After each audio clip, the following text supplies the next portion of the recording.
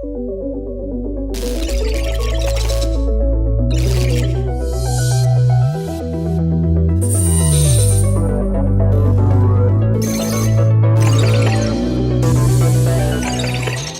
my name is Ricky Arnold on the International Space Station.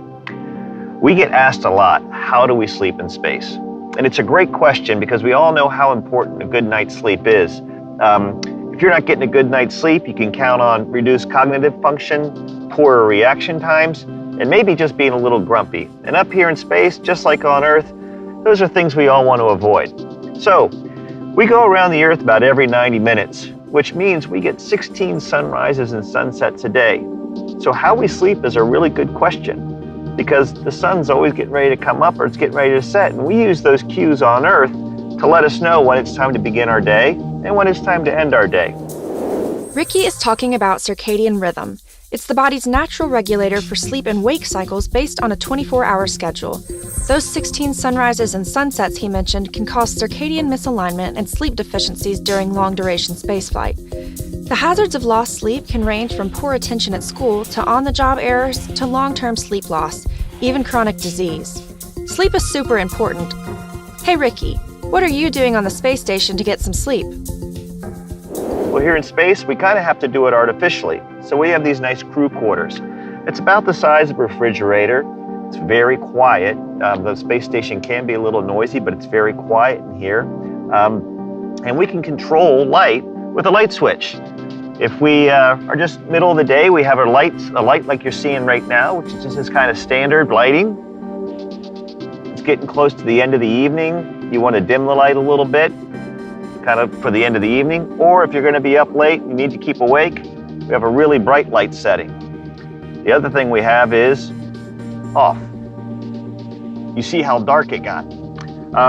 Another challenge sleeping on the International Space Station, sleeping in microgravity is really nice because you can just float and stretch out and it's really comfortable. The problem is with the air currents in the International Space Station, you could very well float into a piece of hardware and hit your head, or worse yet, even break something. So we got our sleeping bag here, just almost like a sleeping bag on Earth. But as you can see, we have bungee cords that help hold us up against the wall. So I almost sleep standing up. And also, I do have a pillow. It's just a bag full of clothes, but I actually keep it up on the top of my head because I'm a little tall. In the crew quarters, I tend to hit my head on the ceiling when I'm sleeping. So I got my sleeping bag here. I got my bungee cords to hold me in. And then when it's time to go to bed, it's quite easy. Just unzip the sleeping bag, climb on under the bungee cord, climb into the sleeping bag, make sure you're nice and secure. Zip yourself up, plan on getting a good night's sleep so I have good reaction times, my cognitive ability is what it should be, and that I'm not grumpy in the morning. So with that, I'm all set. Good night from the ISS.